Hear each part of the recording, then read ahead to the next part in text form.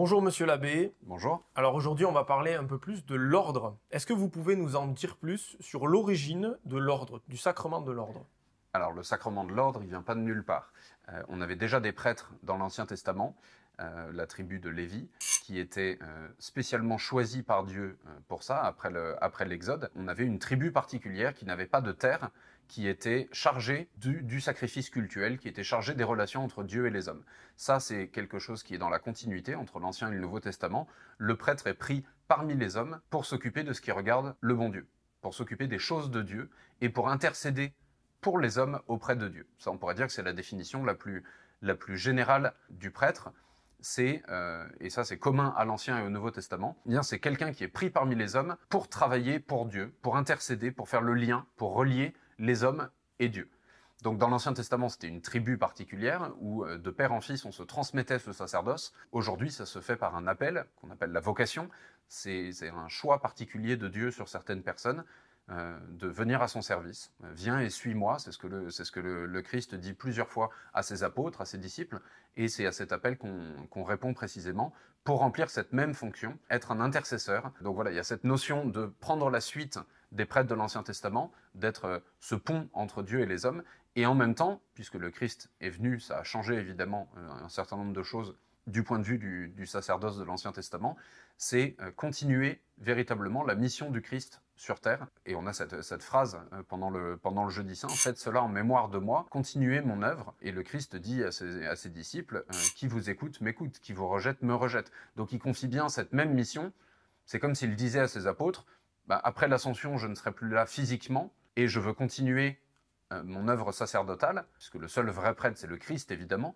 Je veux continuer mon œuvre sacerdotale, je veux continuer à donner Dieu au monde, à le rendre présent au monde, et pour ça, j'institue ce sacrement de l'ordre pour que vous soyez mes continuateurs, pour que vous soyez des autres Christ dans la suite des siècles. Le Concile Vatican II, il parle de 3 degrés Oui. d'ordination. Alors il n'y a pas que prêtre. Est-ce que vous pouvez nous en dire plus? Alors, on parle des degrés du sacrement de l'ordre qui existent depuis l'origine, finalement. Diacre, prêtre et évêque. Voilà, les 3 degrés de ce même sacrement de l'ordre. Les diacres, on en entend parler dès le livre des Actes des Apôtres. Ils étaient originellement ordonnés ce qu'on appelait le service des tables. C'est-à-dire que les apôtres se sont dit, on a besoin d'évangéliser, on a beaucoup de choses à faire pour la prédication de la parole de Dieu. Et finalement, ça nous oblige tristement à laisser de côté une partie de notre travail de prêtre, qui est pourtant extrêmement importante, qui est le service des plus pauvres, le service des veuves, le service des orphelins, s'occuper des gens les plus nécessiteux. Et donc à l'origine, ça a été ça, le but des diacres, ça a été de décharger les évêques, les 12 premiers évêques, de ces tâches de miséricorde, d'œuvre de miséricorde. Ça ne veut pas dire que les évêques ne le font pas, mais on voit même aujourd'hui, un évêque qui gouverne un diocèse, il a tous les prêtres de son diocèse à gérer. Et donc les diacres ont ce rôle plus particulier de la charité, des œuvres de charité. Et puis un diacre est ordonné à la parole de Dieu. C'est pour ça qu'un diacre peut lire l'évangile, proclamer l'évangile dans la liturgie, qu'un diacre peut prêcher. Voilà, un diacre est un adjuvant, une aide pour les autres degrés de l'ordre. Ensuite on arrive au prêtre. Le prêtre qui, lui, est véritablement, quand on parle du sacerdoce en général, on parle du prêtre, ce qui n'est pas totalement vrai, puisqu'on le verra, le prêtre par excellence, c'est l'évêque. Le prêtre par excellence, celui qui a tous les pouvoirs du prêtre, c'est l'évêque. Mais le prêtre, c'est celui qu'on côtoie le plus souvent dans la vie de tous les jours. On va dans sa paroisse, on tombe sur le prêtre de la paroisse. L'évêque, on le voit plus rarement. Donc le prêtre, c'est celui qui va donner Dieu au monde par les sacrements. Il n'y a que quelques sacrements qu'il ne peut pas donner, en particulier le sacrement de l'ordre, parce que, vous voyez, saint Thomas d'Aquin, dans la Somme de théologie, explique que la plus grande perfection pour un être, c'est de créer son semblable, de former son semblable. Et donc, par exemple, pour un prof, le but n'est pas d'avoir juste des bons élèves, mais de susciter des vocations de prof, et que si possible, l'élève dépasse le maître. Un prêtre ne peut pas faire ça, un prêtre ne peut pas faire un autre prêtre. Ça, c'est l'évêque. Le sacrement de l'ordre est réservé à l'épiscopat, le 3e et dernier degré du sacrement de l'ordre. L'évêque peut faire un autre prêtre, et l'évêque peut faire un autre évêque. Et c'est ça qui est la perfection du sacrement de l'ordre, c'est créer quelque chose qui lui soit semblable. Vous voyez, la perfection du couple humain, c'est précisément la procréation, être capable d'être à l'origine de l'arrivée au monde d'un autre être humain qui lui soit semblable. Dans l'ordre du sacerdoce, cette perfection-là appartient en propre à l'évêque qui, lui seul, et non les prêtres ou les diacres, peut créer un autre prêtre ou un autre évêque. Donc on a ces 3 degrés qui correspondent évidemment à une il y a une partie hiérarchique. L'évêque dirige les prêtres et les diacres sont là pour aider les prêtres sur le terrain, mais qui correspond aussi à trois manières différentes d'envisager le même sacerdoce. C'est des missions un peu particulières à chacun. Les évêques sont successeurs des apôtres et les prêtres sont les adjuvants des évêques. Précisément, on en reparlera peut-être, mais historiquement, un évêque par diocèse tout seul, ça suffisait pas, vu le nombre de chrétiens, pour aller dans les campagnes, pour aller un peu partout. Donc on avait besoin de ces prêtres et de ces diacres dans la suite de l'histoire de l'Église. Et c'est arrivé assez rapidement. Et donc les évêques sont les successeurs des apôtres. Donc là, on parle de succession apostolique. C'est ça. Tout le monde ne sait pas forcément ce que ça signifie. Alors, la succession apostolique, pour être très clair, c'est de savoir de qui je tiens mon sacerdoce. C'est une question qui est posée aux apôtres dans les Actes des Apôtres. D'où tu parles? Qu'est-ce qui te fait parler? Quelle est ta légitimité pour parler? Et d'ailleurs, il y avait des disputes entre les premiers chrétiens. Ah, moi je suis de Paul, moi je suis de Barnabé, moi j'ai été baptisé. Et saint Paul leur dit non, attention, vous êtes de Jésus-Christ. Donc ça, c'est le principe de base. C'est que la succession apostolique, on va rentrer dans le détail, est importante. Mais ce qui est important, c'est finalement d'être à la suite du Christ. C'est la seule chose qui compte. Ce qu'on appelle la succession apostolique, c'est de savoir quel évêque m'a ordonné prêtre, et lui qui l'a consacré évêque, et on remonte, et on remonte, et on remonte. Et ce qui est extrêmement important, ce qui est fondamental, c'est que on remonte aux apôtres. C'est une forme de généalogie du sacerdoce, mine de rien. C'est pour dire quelle est la légitimité des évêques aujourd'hui à parler, des prêtres. C'est de dire, on succède aux premiers disciples du Christ. Singulièrement, les évêques ont ce titre de successeur des apôtres, et l'évêque de Rome, le pape, on l'appelle le successeur de Pierre. C'est son plus grand titre de gloire, finalement. Le pape, de pouvoir se dire successeur de Pierre, c'est ce qui fait son statut de pape. Je suis le successeur de Pierre, donc je parle en tant que successeur de Pierre. Les évêques font la même chose, ils ont ce rôle de succéder aux apôtres dans le rôle de gouvernance de l'Église, dans le rôle d'enseignement, dans ce rôle de sanctification du peuple chrétien. Et donc c'est ça, la succession apostolique, c'est en même temps savoir d'où on tient son ordination, d'où on tient notre sacrement de l'ordre, et en même temps, est-ce que doctrinalement, spirituellement, on se rattache à l'enseignement des apôtres? Dans le Je crois en Dieu, on dit je crois à l'Église apostolique, ce qui signifie que je dois avoir la même foi que les apôtres. Et si je n'ai pas la même foi que les apôtres, c'est pas eux qui se trompent, c'est moi. Il y a ce double aspect dans la succession apostolique, d'où je tiens mon sacerdoce, et est-ce que spirituellement, dans la doctrine que je prêche, dans le sacerdoce que je vis, est-ce que je vis la même chose que ce que vivaient les apôtres? C'est ça qui est très important. Alors il y a une question qu'on a dû vous poser maintes et maintes fois, ça concerne le célibat des prêtres. Ah oui, ça très souvent. Voilà.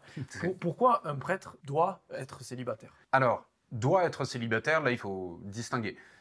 D'une part, il est très probable que la plupart des apôtres étaient mariés. On en est sûr pour saint Pierre, puisqu'il avait une belle-mère, que Jésus a guérie d'ailleurs. Donc, en soi, ça n'est pas immédiatement lié, parce que par exemple dans les églises orientales unies à Rome, on a des prêtres mariés. Donc ça n'est pas quelque chose qui est à 100% constitutif du sacerdoce. Maintenant, très très rapidement dans l'histoire de l'Église, on entend un peu partout que c'est une loi du Moyen-Âge, que... Non, c'est arrivé extrêmement rapidement. On s'est rendu compte tout simplement que pour des motifs très terre-à-terre et pour des motifs très spirituels, ça n'était pas gérable de jouer sur les deux tableaux.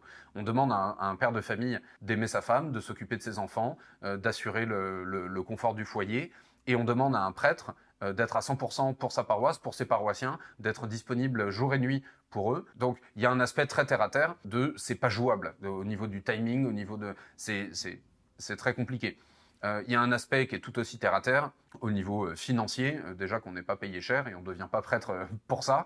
S'il fallait en plus faire vivre une épouse et plusieurs enfants, ce serait encore très compliqué. Si on remonte un peu dans les arguments, ce qu'on demande aux prêtres sur le terrain, selon l'expression consacrée, c'est d'être tout à tous. Ça veut dire d'être à 100% à ce qu'il fait, être à 100% disponible pour la personne avec qui il parle. Alors que ce qu'on demande à un homme marié, c'est évidemment d'avoir un amour de prédilection tout à fait légitime pour son épouse, pour ses enfants, d'être tourné vers leur bonheur d'abord, et c'est encore une fois tout à fait légitime pour un père de famille. Je dirais que le prêtre exerce cette paternité vis-à-vis de ses paroissiens. Et donc en fait, en tant que prêtre, je ne dois pas avoir un amour de prédilection pour tel ou tel paroissien, avoir des chouchous, entre guillemets. Non, je dois être entièrement à 100% à ce que je fais, à la personne qui me parle, à la personne qui demande mon aide ou mon ministère. Et donc, là, on monte un peu dans l'échelle des arguments, c'est déjà plus spirituel, mais de dire qu'on demande au prêtre une disponibilité de cœur, d'être à 100% à ce qu'il fait à tel moment. Et donc, oui, je pourrais pas, je suis en train de confesser, et puis mon enfant qui est malade à l'école, il faut que j'aille le chercher. Non, je dois être entièrement à ce que je fais. Et ensuite, évidemment, le motif le plus spirituel, c'est que le prêtre veut être un autre Christ, se mettre à la suite du Christ.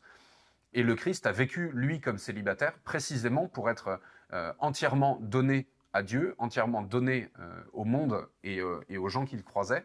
Et on veut se mettre à la suite du Christ, on veut faire comme lui. Et c'est pas uniquement dans un souci d'imitation, mais encore une fois dans un souci de disponibilité de cœur, d'esprit, d'âme, pour les gens que le bon Dieu place sur notre chemin. Donc, définitivement, évidemment, c'est une question qui revient très souvent. Ça n'est pas par misogynie, ça n'est pas par dégoût du mariage, ça n'est pas par rejet de la sexualité, ça n'est pas pour toutes ces raisons-là que le prêtre se réserve et que le prêtre ne vit pas dans l'état conjugal. C'est précisément pour se mettre pleinement à la suite du Christ. Le Christ avait dit dans l'Évangile, certaines personnes se font eux-mêmes eunuques pour le royaume des cieux.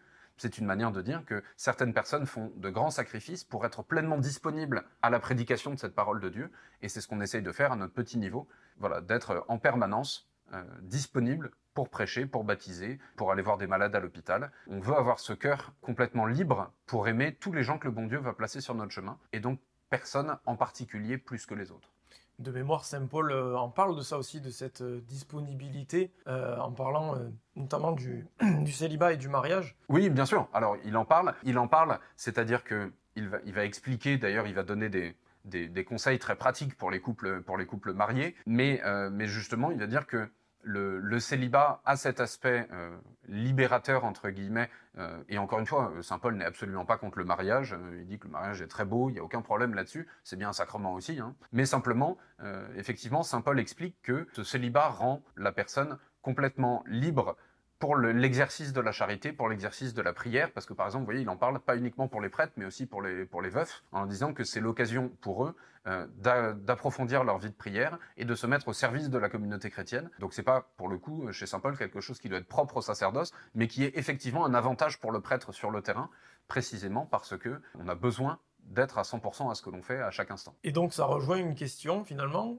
à quoi ça sert un prêtre ? Alors, à quoi ça sert ? C'est une question aujourd'hui qui est une bonne question, parce que beaucoup de nos contemporains imaginent que le prêtre, il travaille 1 heure par jour, le dimanche, et qu'après, il reste tout seul chez lui à rien faire. Évidemment non, c'est un travail de chaque instant. Je dirais que d'abord, et c'est important de mettre l'accent là-dessus, le prêtre est d'abord un homme de prière, un homme de prière, de sacrifice.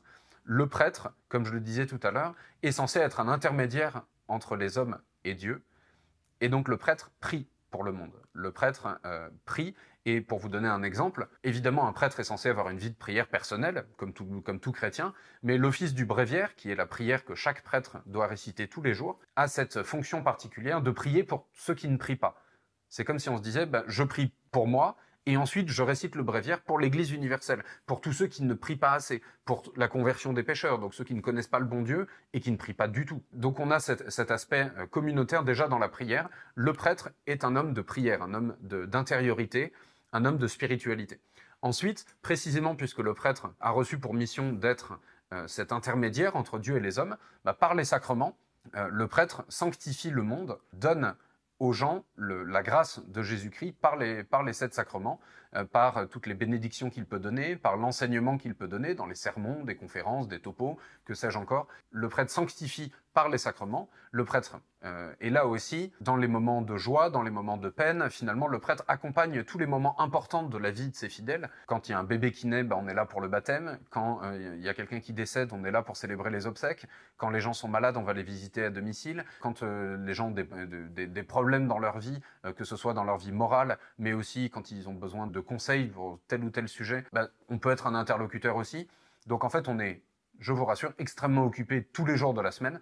La liturgie est la partie visible de l'iceberg. C'est là où quelqu'un qui n'a pas l'habitude de fréquenter des prêtres pourrait se dire, en fait, voilà, le prêtre, une fois qu'il a dit sa messe, il est tranquille. Non, on a ce travail d'accompagnement de nos paroissiens à côté qui prend beaucoup de temps. Et puis le prêtre, à son petit niveau, puisqu'on reparle des 3 degrés du sacrement de l'ordre, sous la direction d'un évêque, le prêtre gouverne une portion du peuple de Dieu. C'est-à-dire que les évêques, on l'a dit, sont successeurs des apôtres, et à chaque évêque est confiée une portion territoriale de l'Église, ce qu'on appelle un diocèse, et l'évêque délègue une partie de ce pouvoir à certains prêtres, qu'on appelle les curés, mais d'une manière générale, les prêtres sont là pour aider l'évêque dans ce travail de gouvernement, de direction de l'Église, à leur petit niveau. Mais donc voilà, un prêtre est véritablement occupé toute la journée, et un prêtre est extrêmement utile pour un catholique pratiquant, parce qu'il sait que le prêtre va être cet intermédiaire parfois nécessaires. Par exemple, si on parle du sacrement de pénitence, ben voilà, chez les catholiques, quand on veut demander pardon à Dieu pour ses péchés,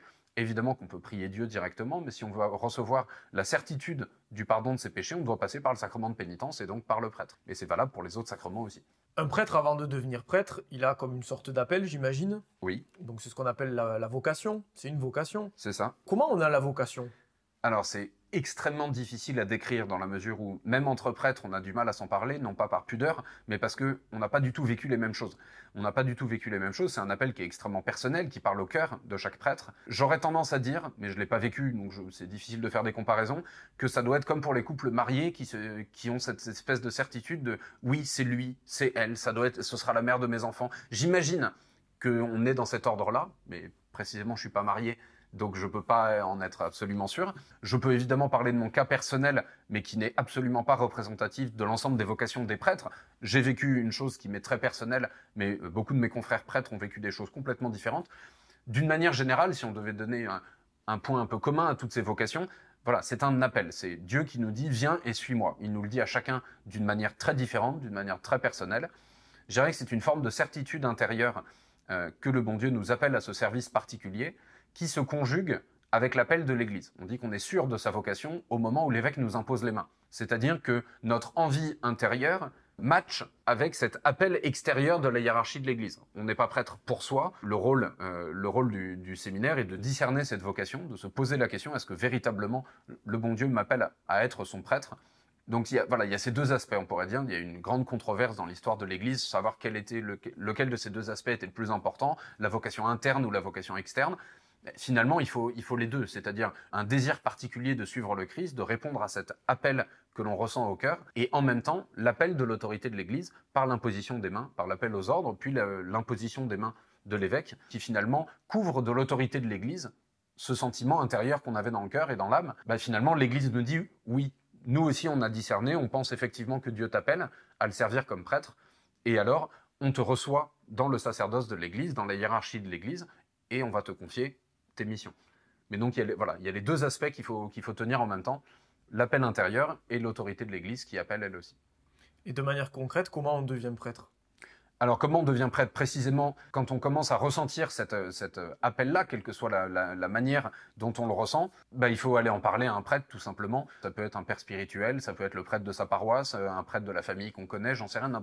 Aller en discuter et évidemment le premier discernement il se fait avec un père spirituel qui lui est prêtre, qui a l'habitude d'accompagner éventuellement des jeunes, soit dans le mariage, soit dans la vocation consacrée. Et donc il va nous aider à discerner, discuter un peu de ces choses-là, et ensuite on intègre un séminaire, soit diocésain, soit le séminaire d'une communauté, soit pour les prêtres qui sont moines, on intègre un noviciat de bénédictin ou d'un autre ordre. Voilà. Mais donc, en fait, on demande à entrer en formation. Et donc là, on est reçu par une équipe de formation composée de prêtres, qui vont nous former pendant plusieurs années. C'est long de devenir prêtre. Je dirais le minimum, on est à 6-7 ans, et ça peut même monter jusqu'à plus de 10 ans.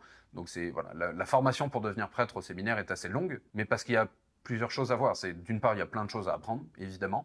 D'autre part, il y a un vrai discernement à faire. C'est-à-dire que pendant toutes ces années de formation, on va vivre le célibat au quotidien. Donc il y a un discernement là-dessus. Est-ce que je me sens capable de vivre ce célibat avec la grâce de Dieu toute ma vie? On a la vie communautaire qu'on sera amené à vivre dans nos presbytères par la suite. Est-ce que finalement je suis prêt à vivre, je dirais comme dans une coloc, mais sans avoir choisi mes colocataires, c'est-à-dire les prêtres avec qui mon évêque ou mon supérieur m'aura placé?